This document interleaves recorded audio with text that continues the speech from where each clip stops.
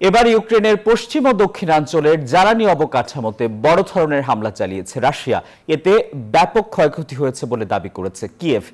এদিকে ইউক্রেন প্রসঙ্গ থাকলে যুক্তরাষ্ট্রের সাথে নিরাপত্তা সংলাপে রাশিয়া প্রস্তুত বলে জানিয়েছে মস্কো।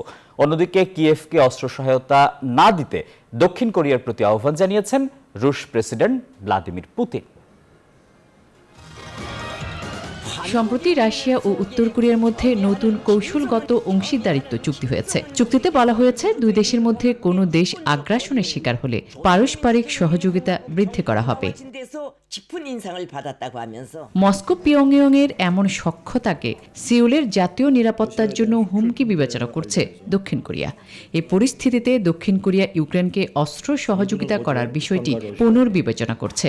এতে মস্কো ও পিয়ংইয়ং এর মধ্যকার ক্রমবর্ধমান সম্পর্কে উদ্বেগ প্রকাশ করেছে পশ্চিমা দেশগুলো।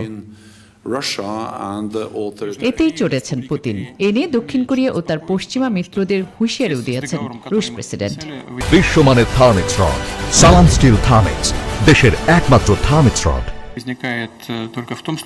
সিউল যদি কিয়েভকে অস্ত্র সরবরাহ করে তবে মস্কো এমন সিদ্ধান্ত নেবে যা দক্ষিণ কোরিয়াকে খুশি করতে পারবে না।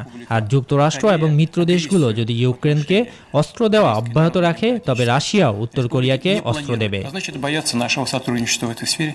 এদিকে ইউক্রেনের যুদ্ধের বিষয়টি অন্তর্ভুক্ত থাকলে যুক্তরাষ্ট্রের সাথে নিরাপত্তা বিষয়ে রাশিয়া আলোচনা করতে প্রস্তুত বলে জানিয়েছে মস্কো। ক্রেমলিনের মুখপাত্র দিমিত্রি পেসকভ এমন তথ্য জানিয়েছেন। তবে কিয়েভ ইস্যুতে যুক্তরাষ্ট্রকে সংলাপের প্রস্তাব দিলেও ইউক্রেনে হামলা অব্যাহত রেখেছে রুশ বাহিনী। গেল দিনও দেশটির পশ্চিম ও দক্ষিণ ইউক্রেনের জ্বালানি অবকাঠামোতে বড় হামলা চালিয়েছে রাশিয়া। এতে ব্যাপক ক্ষয়ক্ষতির পাশাপাশি বেশ কয়েকজন আহত হয়েছেন।